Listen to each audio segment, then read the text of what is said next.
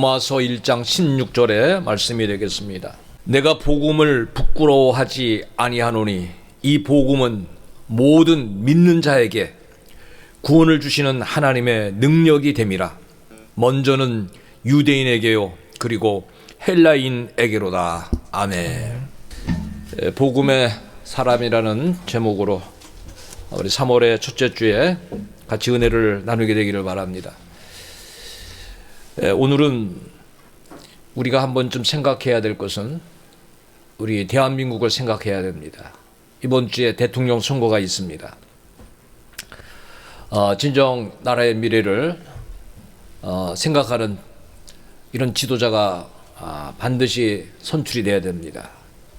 복음의 나라를 인도하는, 인정하는 그런 지도자, 자유 대한민국으로 이끌어갈 지도자를 정말 지혜롭게 우리의 주권을 행사하는 이번이 되어야 될 줄로 압니다. 여러분, 우리는 늘 기도해야 됩니다. 지도자들의 마음이 선하게, 정의롭게, 의롭게, 공평하게 되기를 우리는 기도하면서 우리의 마음에 정말 지혜로운 그러한 선택을 해야 될 줄로 압니다. 오늘을 살아가는 우리들은 세상에서 사실 이 사람이 신앙인인지 비신앙인지 쉽게 구별이 되지는 않습니다.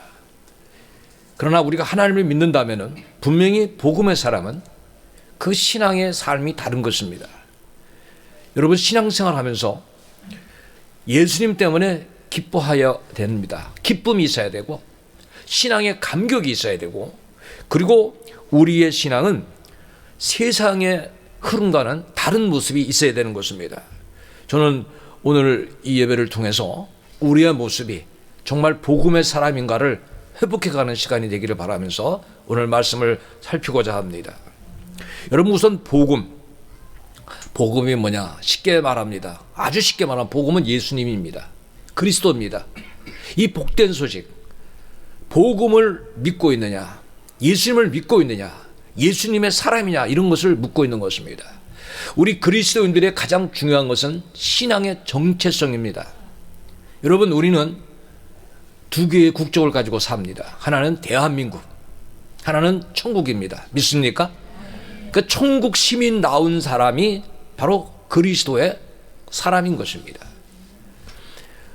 누가 복음의 사람이냐? 저 같은 경우는 모태신앙입니다. 그러니까 어머니의 모태로부터 이미 교회를 다녔습니다.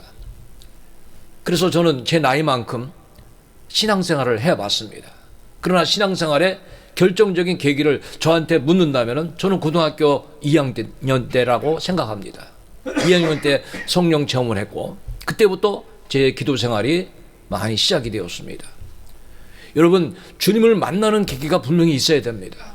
그런데 이렇게 주님을 만날 수 있었던 것은 누군가가 나에게 복음을 전해 주었다고 하는 것입니다. 믿습니까? 전해주지 않으면은 여러분, 예수 믿을 수가 없습니다. 여기 어린아이들도 와 있고 우리 학생들도 와 있죠. 근데 여러분, 이제 어릴 때는 부모님을 따라옵니다. 그러나 여러분이 개인적으로 예수님을 반드시 만나야 됩니다. 예수님이 살아계신 하나님이시며 우리의 삶 속에 가장 의미 있는 분인 것을 만나야 된다고 하는 것입니다. 복음은 이미 예전부터 증거되었습니다. 로마서 10장 16절로 17절까지 보면 이렇게 말씀하고 있습니다. 그러나 그들이 다 복음을 순종하지 아니하였더라. 자, 복음에 순종하지 않았대. 이사야가 이르되 주여 우리가 전한 것을 누가 믿었나이까? 자, 전합니다. 주의 백성들, 주의 직분 받은 사도들, 선지자들, 성도들이 전합니다. 그럼 누가 이것을 듣고 누가 믿습니까? 17절은 이렇게 말합니다. 그러므로 믿음은 들음에서 난다. 여러분, 우리가 그리스도의 복음의 말씀을 들어야 됩니다. 들음은 그리스도의 말씀으로 말미암았느니라. 제가 오늘 말씀을 선정한 이유가 있습니다. 우리 교인들을 제가 2월에 가장 보지 못했던 것 같습니다. 그래서 우리 성도들을 생각해 보면서, 그런데 우리 성도들이 요즘에 그렇게 별로 얼굴에 기쁨이 없어요. 즐거움이 없어요. 왜 그럴까? 예수를 믿는데 우리가 무엇을 인하여 그 기쁨의 근거를 가지고 있는가? 여러분, 우리는 예수님 때문에 기뻐하는 겁니다. 그런데 우리가 이 감격을 잊고 살고 있다는 거예요. 그러니까 복음의 사랑 같지가 않아요. 그래서 저는 이 말씀을 이렇게 오늘 선정을 하고 복음으로 돌아가자고 하는 거예요. 그래서 앞으로 제 설교를 복음에 대한 설교를 많이 해야 되겠다, 그런 마음을 가졌습니다. 우리가 아무리 예배를 많이 드리고 여러분 교회를 오래 다녀도 예배 후에 기쁨이 없다면 과연 그가 복음을 오늘 접하고 왔는가, 복음의 소식을 들었는가, 그런 생각이 듭니다. 그래서 여러분들은 오늘 우리의 믿음은 그리스도의 말씀, 그리스도를 배우고 듣고 가야 된다고 하는 것입니다. 예수님은 하나님의 아들이십니다. 우리의 죄로 인하여서 우리를 구원하시기 위하여 사람으로 이 땅에 오셨고 우리 죄를 십자가에서 대속해 주셨습니다. 그 부분을 빌립보 2장 8절은 이렇게 말합니다. 사람의 모양으로 나타나셨다. 여러분, 높으신 하나님께서 사람의 모양으로 나타나셨습니다. 말씀이 육신이 되어 이 땅에 오셨습니다. 자기를 낮추셨습니다. 얼마나 낮추셨습니까? 죽기까지 복종하셨습니다. 십자가에서 죽으심이라고 하셨습니다. 우리는 이 예수님을 마음으로 믿고 입으로 시인할 때 구원에 이르는 것입니다.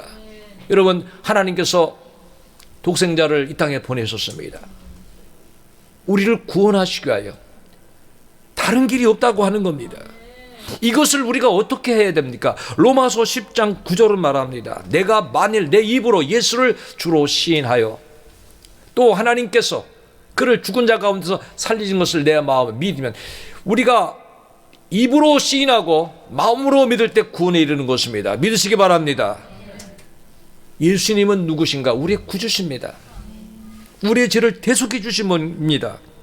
여러분, 지옥 갈 사람을 천국 가게 하신 것입니다.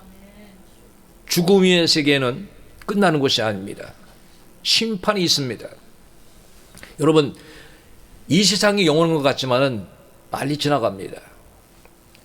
저는 지금 60km로 되는 인생의 차를 타고 갑니다. 우리 거의 그런 얘기하죠. 10대에는 10km 가는 차, 천천히 인생이 흘러가는 것 같습니다. 그러나 40대가 되면 40km, 50대는 50km. 우리 권사님 벌써 80km로 달리고 계시네요.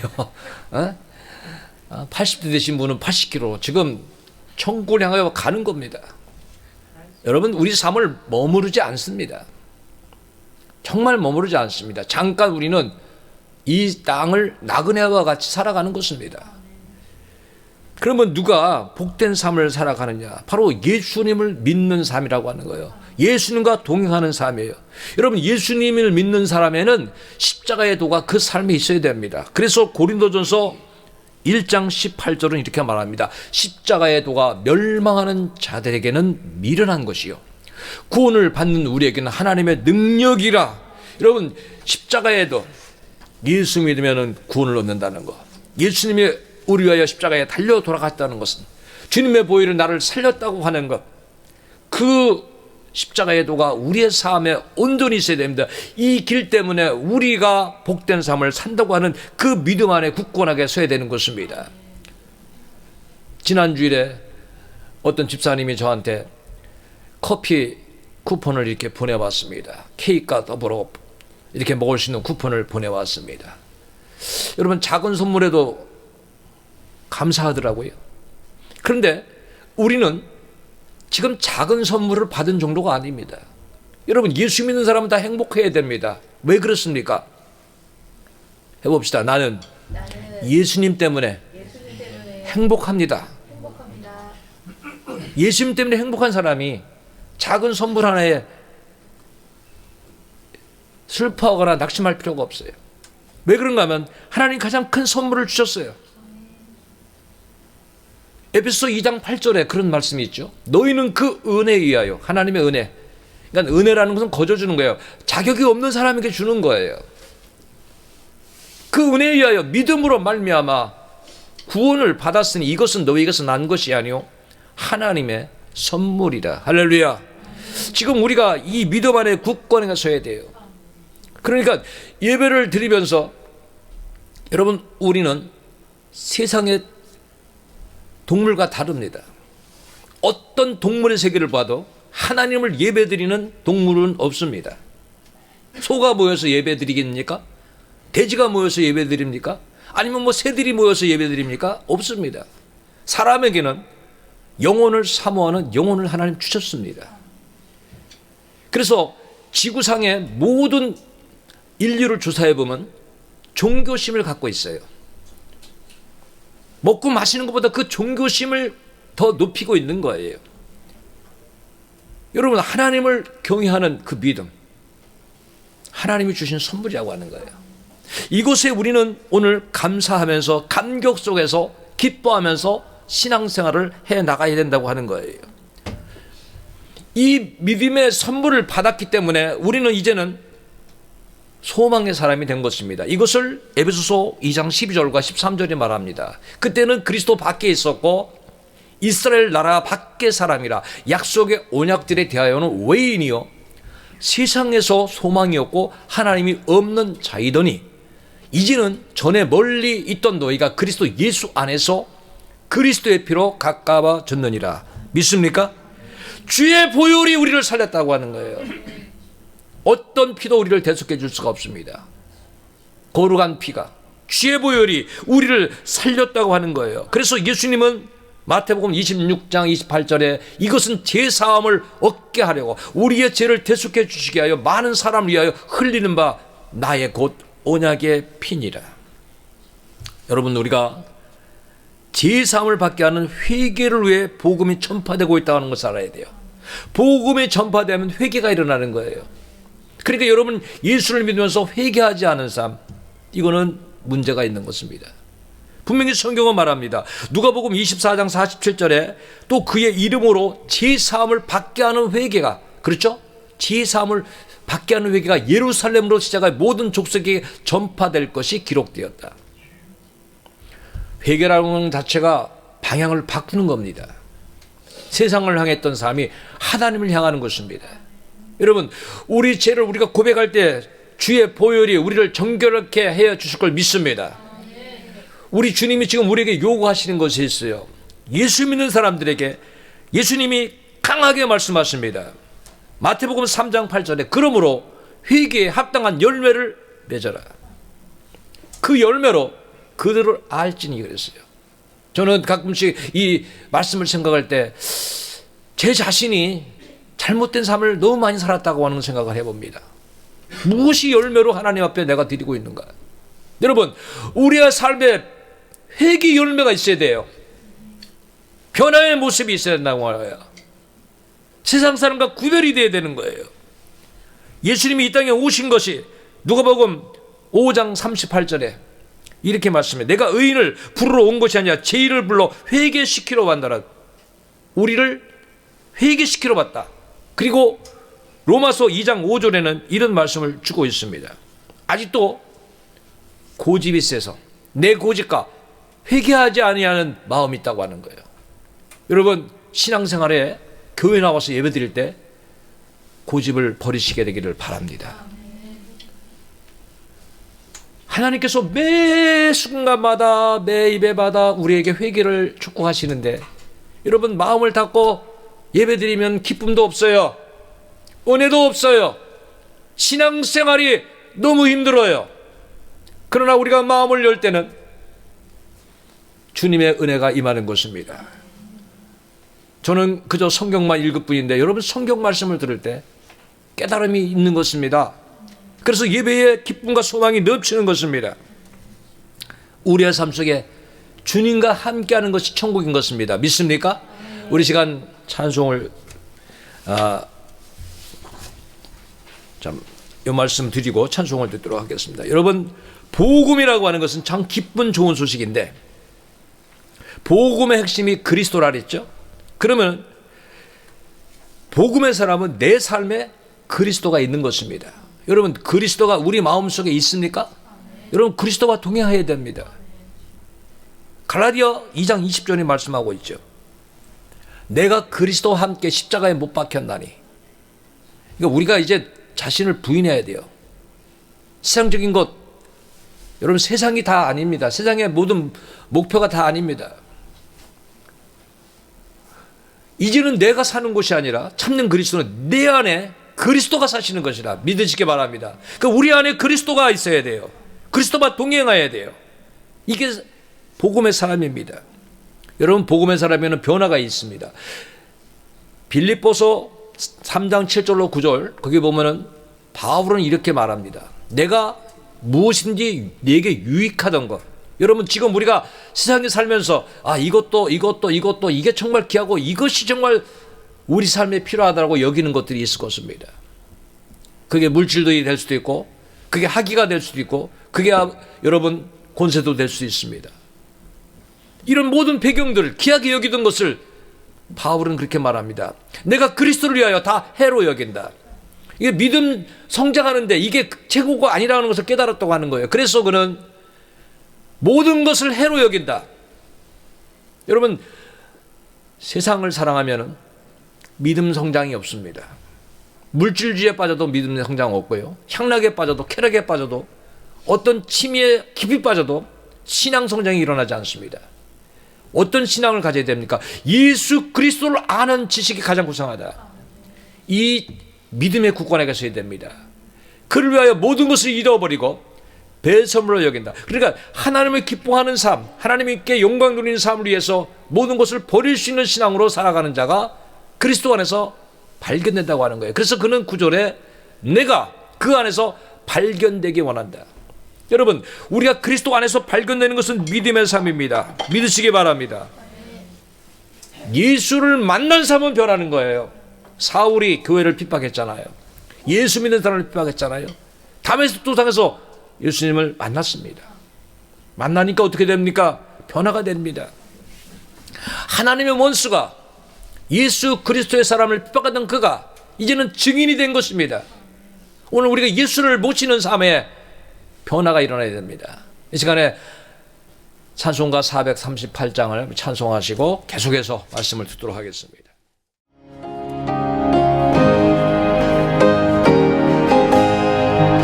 내 영혼이 뭉쳐이고 중한제지 없고 우리 슬픈 말이 이 세상도 전국으로 바와도다. 할렐루야 찬양하시 내 모든 죄 사함받고 주 예수와 동행하리 그 어리가 하늘나라 주의 얼굴 뵙기 전에 할례받아 하늘나라 내 마음속에 이루어지니 날로 바꿨도다. 할렐루야 찬양하세 내 모든 죄 사함받고 주 예수와 동행하니 그 어리가 하늘나라 높은 산이 거친 들이 조망이가 금거리가 내 주 예수 모신 곳이 그 어디가 하늘나라.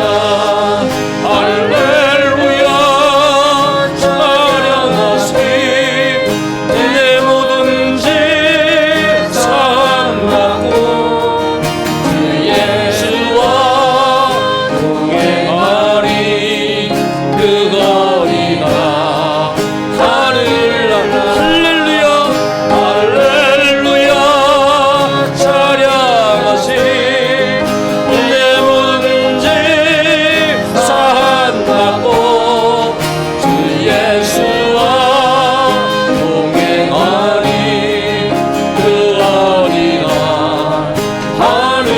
하늘나라.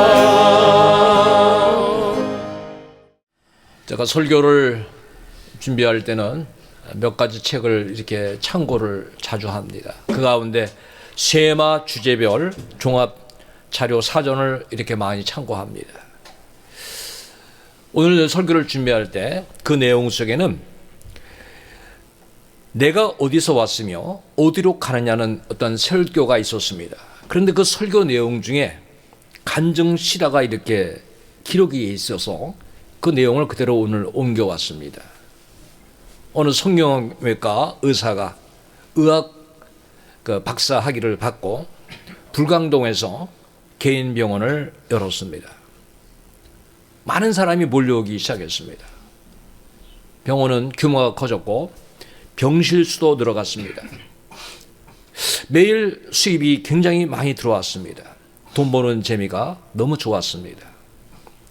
그 의사의 아내는 어떤 삶이 귀한 것인가, 어떻게 사는 것이 선한 것인가, 삶의 기준이 없었기에 남편이 밤늦게까지 일하면서 일을 많이 해서 돈을 더 많이 벌어오려고 남편을 계속해서 병원으로 내보냈습니다.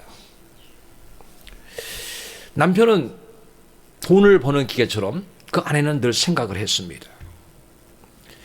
그런 시간이 지속되면서 남편에게는 극단적인 소외감에 빠지게 되었습니다. 그는 극단적인 소외감으로 인해서 병원의 진료가 끝나고는 양주를 마시기 시작했다고 하는 것입니다. 그리고 너무 많이 일을 해서 피곤해서요 간이 상하기를 시작했습니다. 몸이 마르기 시작했고 얼굴도 바짝 마르기 시작했습니다.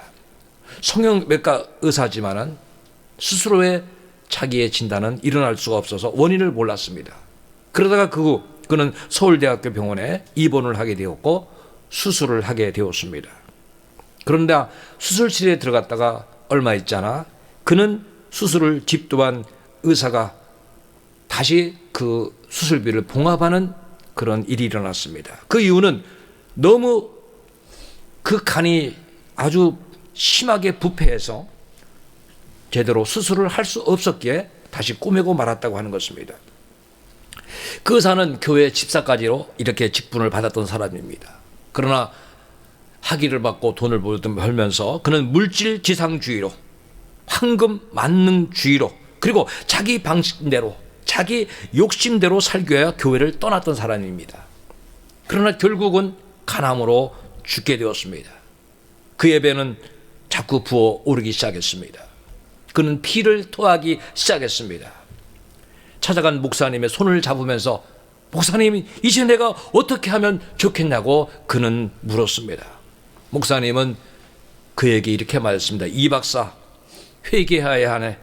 자네가 돈만 가지면 살 줄 알았지? 학위만 가지면 살 거라고 생각했지? 그러나 회개를 요구했을 때 그는 피를 토하면서 눈물을 흘리면서 아버지 용서해 주시옵소서라고 그는 울면서 기도를 하였습니다.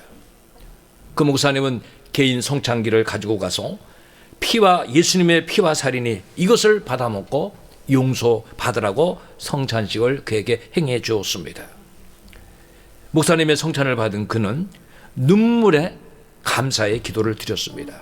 그리고 얼마 되지 않아 혼수 상태에 빠지고 결국 그는 세상을 떠나고 말았습니다. 저는 왜 이것을 여러분에게 말씀을 드리고 싶은가 하면은 세상이 전부였던 것, 자기의 뜻대로 살고자 하는 그는 젊은 나이에 세상을 떠나면서 수의 한 벌만 입고 세상을 떠났습니다. 그는 남보다도 시신이 빨리 부패되어 썩는 냄새가 아주 코를 찔렀습니다. 그의 장례식에 그 관 옆에는 의학 박사 학위증이 놓여 있고 대학 졸업장이 놓여 있었습니다. 그 장례식에서 목사님은 그에게 말했습니다. 이 박사 왜 말이 없어? 박사학위가 당신 것인 줄 알았어? 병원이 당신 것인 줄 알았어? 자식이 당신 것인 줄 알았냔 말이오. 왜 말이 없어?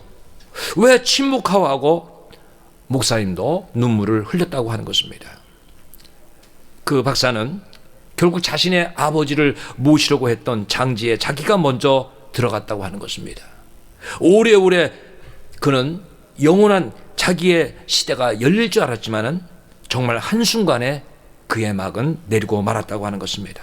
여러분, 지금 우리가 주님을 만나 주님을 따르지 않는다면은 여러분, 세상의 어떤 것도 우리를 지켜주지 않는다고 하는 것을 알아야 되는 것입니다. 주님을 부인했던 자들이 주님 앞에 이제 우리가 어찌할꼬 하면서 회개하면서 주님께 돌아왔던 것처럼 오늘 우리가요 정말 주님 중심으로 살아가야 되는 신앙에, 복음의 신앙에 굳건하게 서야 될 줄로 믿습니다. 여러분, 복음의 사람은 그리스도를 영접함으로 말미암아 하나님의 자녀가 된 것입니다. 여러분, 언제든지 주님 내 마음에 들어오시옵소서, 주님 나의 마음을 사로잡아 달라고 여러분 하나님께 열린 마음을 가지고 있어야 됩니다. 요한복음 1장 12절에는 영접하는 자, 곧 그 이름을 믿는 자들에게는 하나님의 자녀가 되는 권세를 주셨다라고 하였습니다. 여러분, 지금 우리는 하나님의 자녀입니다. 믿습니까? 하나님의 자녀, 이건 참 귀한 겁니다. 또한 요한일서 4장 4절에는 자녀들아 너희는 하나님께 속하였다. 마귀에게 속한 것이 아닙니다. 여러분, 마귀에게 속한 자는 다 멸망받습니다. 심판을 받고 영원한 불못에 떨어지는 것입니다. 여러분, 우리 하나님께 속한 것이고 또 그들을 이기는 것입니다. 악한 자를 이기는 것입니다. 왜 그렇습니까? 이는 너희 안에 계신 이가 세상에 있는 자보다 크습니다. 여러분, 하나님께 속한 자는 성도, 거룩한 삶을 산다고 하는 거예요. 구별된 삶을 산다고 하는 것이에요. 저는 우리가 복음 안의 삶이 되어야 돼요. 하나님의 자녀는요 주 안에 기쁨을 가지고 있어야 될 줄로 믿습니다. 여러분, 세상 바라보면 기쁨이 없습니다. 비교 의식 속에서 열등감에 빠지든지 우울감에 빠지든지 합니다. 여러분, 오늘 교회에 보면 목사님들도 마찬가지고요, 장로님이나 권사님이나 집사님들도, 청년 학생들도 마찬가지입니다. 너무 많은 우울증에 빠져 있고 너무 많은 상실감에 빠져 있습니다. 왜? 비교하다 보니까 나는 무언가, 내가 뭘 이룰 수 있는가. 여러분, 하나님의 자녀는요 하나님 안에 있을 때 하나님이 소망 주시고요, 하나님이 비전 주시고요, 하나님이 함께 하시고 다시 일으켜 세우는 겁니다. 우리가 그 체험을 해야 된다. 주님 안에서 주님 주시는 은혜로 우리의 상한 심령의 치료를 입어야 될 줄로 믿습니다. 여러분, 그래서 주님이 말씀하시는 거예요. 요한복음 15장 11절에 내가 이것을 너희에게 이름은 내 기쁨이 너희 안에 있어 너희 기쁨을 충만하게 하려 함이라. 여러분, 주님의 기쁨을 우리가 지금 소유해야 되는 거예요. 내가 누구를 만나느냐 따라서요 슬퍼지기도 하고요, 낙심도 되고요, 절망도 됩니다. 그런데 예수님 만나면은 기쁨이 충만하게 된다는 거예요. 여러분, 꼭 예배 때마다 모든 삶 속에서 주님을 만나기를 주의 이름으로 축원합니다.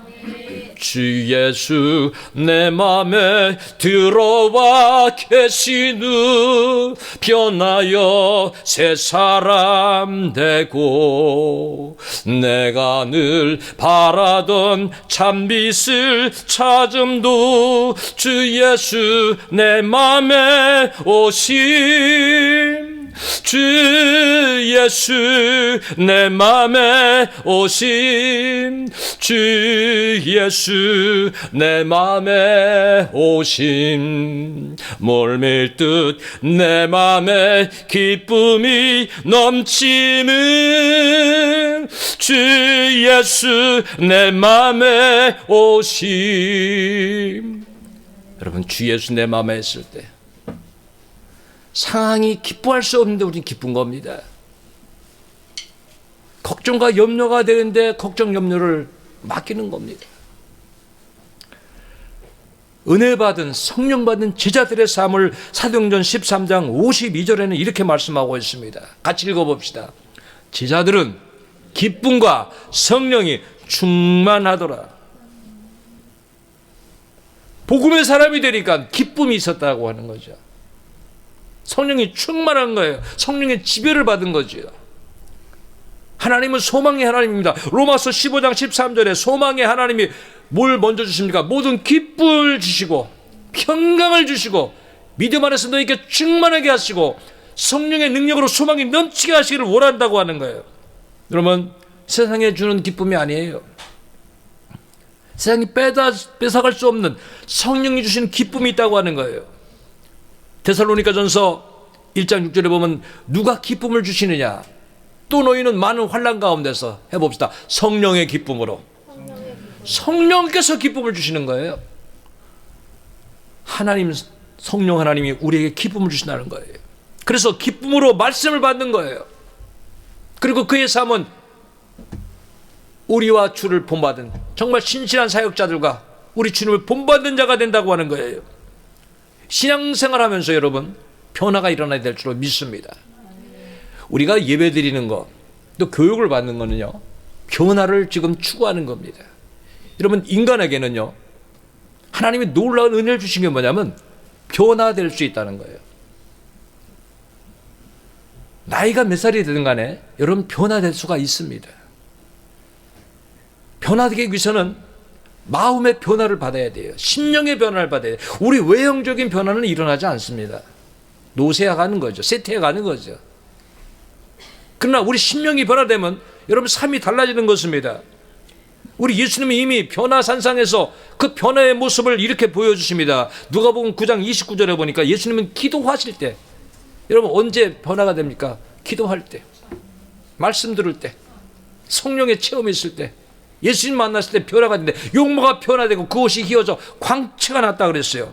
그래서 우리에게 로마서 12장 2절은 이렇게 말씀합니다. 너희는 이 세대를, 여러분 세상을 가장 여러분의 확실한 목표로 잡으시면 안 됩니다. 이 세대를 본받지 말라고 했습니다.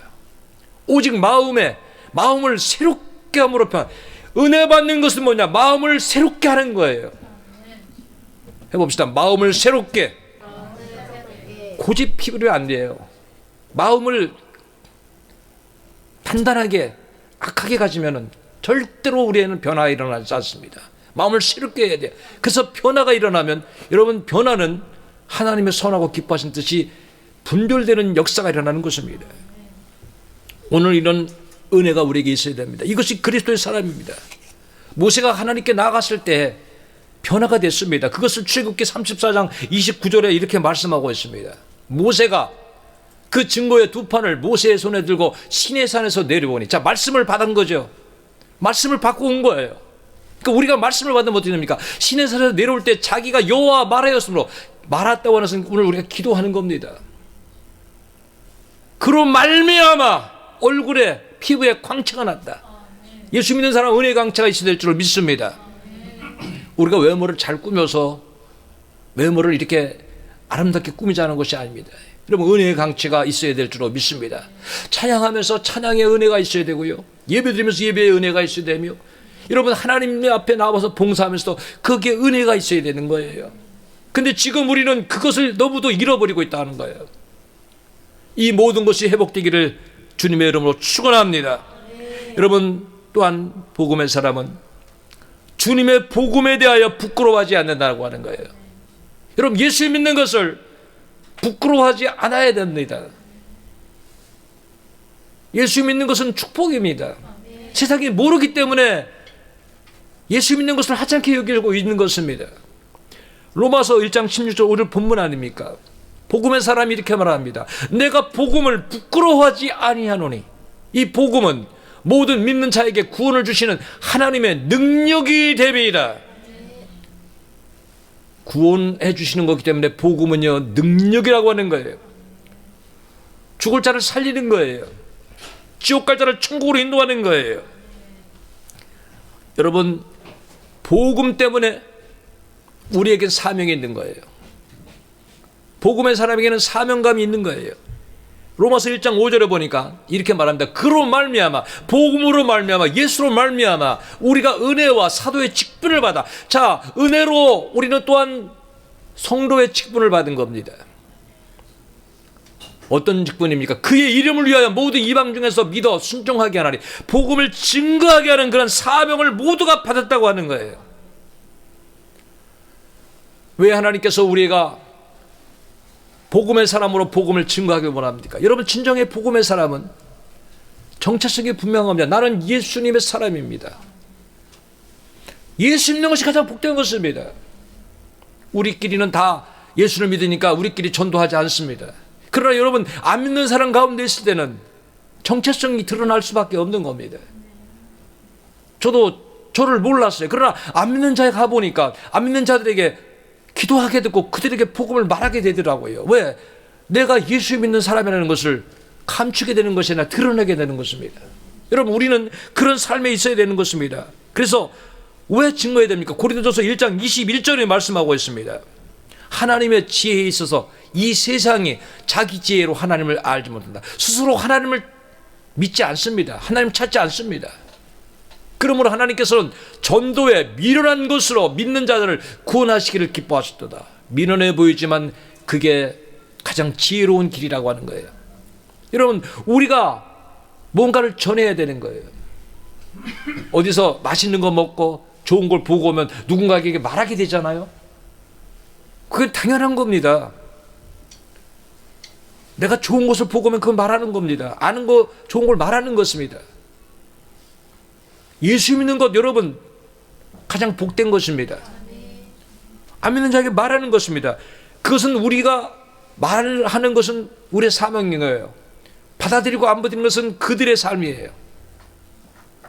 가장 아름다운 삶이 로마서 10장 14절 15절에 이렇게 말씀하고 있습니다. 그런즉 그들이 믿지 아니하는 일을 어찌 부르리요? 듣지도 못한 일을 어찌 믿으리요? 전파하는 자가 없이 어찌 들으리요? 그러니까 누군가가 전파해 주지 않으면 믿을 수 없다는 거죠. 그러면서 보내심을 받지 아니하였으면 어찌 전파하리요? 여러분, 성령이 우리에게 너는 가라는 거 하는 거예요. 믿으시기 바랍니다. 아름답도다. 좋은 소식을 전하는 자들의 발이 한것 같도다. 가장 아름다운 삶이 뭐냐? 복음 증거하는 거라고 한 거예요. 아무리 세상에 잘 살아도요, 천국에 누가 상급이 많겠습니까? 복음에 살아가는 사람입니다. 여러분, 복음에 살아가야 될 줄로 믿습니다. 복음의 사람의 신앙의 정체성을 분명히 가지고 있어야 됩니다. 제가 지난주에는 포항에 가서 포항 대강교회 가서 찬양 집회를 인도하고 왔습니다. 저희와 똑같은 합동축입니다. 그 교회에 갔더니 도착의 시간보다 제가 조금 더 빨리 갔습니다. 한 40분 정도 미리 도착됐습니다. 2시에 예배를 드리고 했는데 그게 목사님이 그러시더라고요. 오늘 오후 예배를 1시 반부터 그렇게 하겠습니다. 그러더라고요. 그래서 저는 왜 2시라고 해놓고 1시 반에 합니까? 하니까 목사님 2시에 그러면 오실 분들이 못 오셔서 앞부분을 예배를 못 참석하지 않습니까? 했더니 아닙니다. 우리 교인들은 오전에 와서 오후까지 다 있다는 거야. 이미 교회에 다 있더라고요. 보니까 2층은 예배당인데 1층에 식당도 있고 부속실이 많습니다. 그러니까 성도들이 여기저기 다 앉아 있는 거예요. 저는 깜짝 놀랐습니다. 그 목사님이 우리 교인들은 오전에 와서 오후 예배 드릴 때 지금 다 와 있다는 거예요. 그러니까 목사님이 30분 일찍 시작하셔도 관계없다는 거예요. 제가 찬양 집회를 인도하는데 그들은 얼마나 은혜를 사모하는지 모릅니다. 오늘도 우리가 찬양했죠. 내 영혼의 은총을 하니까 성도들이 손을 들고 찬양이 시작합니다. 은혜 받을 준비가 돼 있어요. 제가 찬양을 한 곡을 부르는데 할렐루야 하면 하는 거예요. 좀 깜짝 놀랐어요. 은혜가 충만한 교회, 은혜를 사모하는 교회. 제가 가기 전에 한 달 전에 연락을 받고 전 그랬어요. 그냥 기도해 주십시오. 기도로 준비해 주십시오. 저도 기도하고 가겠습니다. 첫 찬송부터 끝나는 찬송까지 얼마나 열심히 그들이 찬양을 향하여 말씀을 찬양할 때 함께 찬양하고 함께 열린 마음을 제가 보게 되었습니다. 제가 갔다 온 게 저한테 은혜고요. 제게 감동이 있더라고요. 여러분, 우리 교회가요, 은혜의 감동을 받기 위해서 은혜의 강가로 나와야 됩니다. 믿습니까? 여러분, 하나님께서 은혜의 강가로 나오고 말씀하십니다. 하나님 앞에 여러분 시간 드리고 마음 드리고 몸 드리고 정성을 드리십시오. 은혜 받을 수 있습니다. 우리 두 번째 찬양, 은혜의 강가로 찬양하고 우리 마지막 부분을 듣도록 하겠습니다.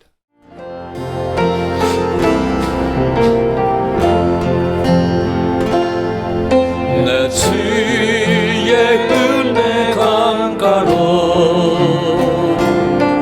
저 십자가의 강가로 내 주의 사랑이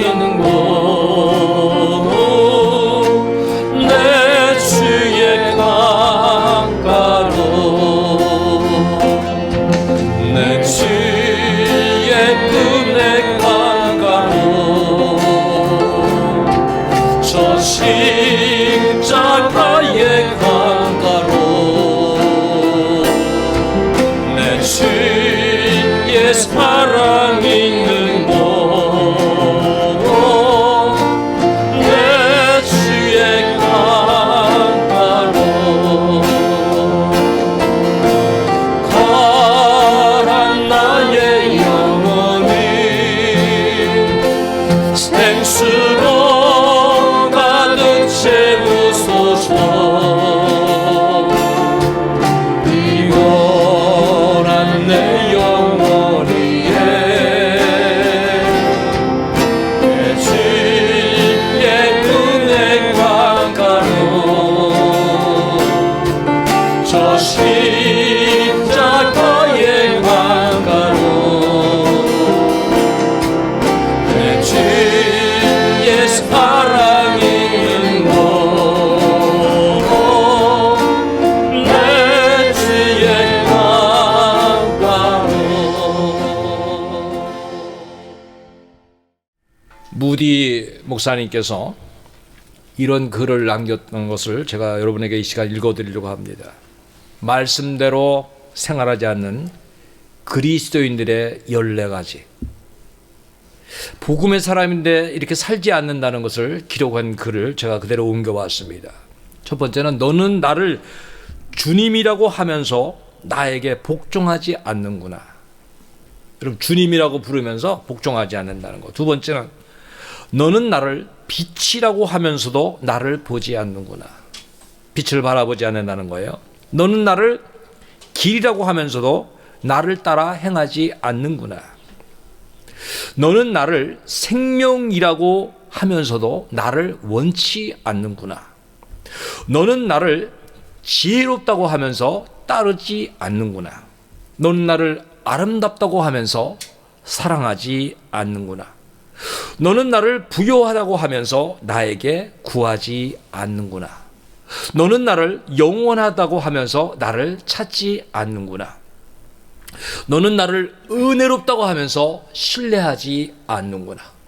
너는 나를 높다고 하면서 섬기지 않는구나. 너는 나를 능력이라고 하면서 영화롭게도 하지 않는구나. 너는 나를 공의롭다고 하면서 나를 두려워하지 않는구나. 너는 나를 주님이라고 부르면서도 나를 찬양하지도 않는구나. 너는 나를 그러므로 내가 너를 정죄할 때 잘못한다고 하지 말아라. 이런 글이 있습니다. 여러분, 우리가 복음의 사람으로 지금 어떤 신앙을 갖고 있습니까? 그래서 제가 오늘 이 무디 목사님의 글을 생각하면서 오늘 제가 10가지를 여러분에게 이렇게 제가 전달해 드리려고 합니다. 김여근 목사가 쓴 10가지. 너는 복음의 사람이라고 하면서 그리스도를 믿지 않는구나.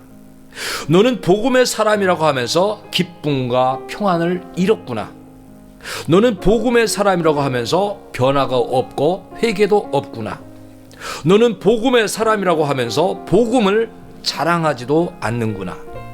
너는 복음의 사람이라도 하면서 그리스도를 가장 사랑하지도 않는구나. 너는 복음의 사람이라고 하면서 기도도 찬양도 하지 않는구나. 너는 복음의 사람이라고 하면서 하늘의 소망도 없이 사는구나. 너는 복음의 사람이라고 하면서 말씀도 먹지 않고 사는구나. 너는 복음의 사람이라고 하면서 성령으로 살지 않는구나. 너는 복음의 사람이라고 하면서, 자, 마지막입니다. 해봅시다. 사랑의 실천. 사랑의 실천을 하지 않는구나. 여러분, 하나님께서 우리를 천국 백성으로 삼아 주셨습니다. 영원한 소망을 주신 것입니다. 복음을 주신 것입니다. 마지막까지 부를 이름은 예수님입니다. 예수 그리스도, 오직 그리스도만이 우리의 영원한 소망입니다. 그래서 우리 이제는 복음의 사람으로 말씀을 들은 사람답게 기쁨과 감격과 여러분 변화가 일어나고 예수님을 증거하는 삶이 되어야 됩니다. 저는 오늘 예배 이후에 여러분이 이 기도에 이 제목들을 기도하게 되기 바랍니다. 여러분, 우리는 주님의 사람으로 사는 것이 가장 복된 것입니다. 그래서 어떻게 하면 하나님의 뜻대로 살까? 어떻게 하면 하나님의 기쁨이 될까? 어떻게 하면 하나님의 나라를 위하여 살아갈까? 더 기도해 가기고 더 열심히 해가는 우리 모두가 되기를 주님의 이름으로 축복합니다. 기도하겠습니다. 거룩하시며 자비하시며 은혜로우신 아버지 하나님, 우리를 사랑하시고 이제껏 지켜주시고 이끄시고 인도하심을 감사합나이다. 이제 주님은 복음으로 우리에게 오셨습니다. 우리를 주님의 사람으로, 복된 사람으로, 복음의 사람으로, 하나님의 자녀로 삼아주셨습니다. 그러나 우리가 복음의 사람답지 못했던 모습이 너무도 많았습니다. 하나님이여, 온전한 회개가 우리 속에 일어나기 원합니다.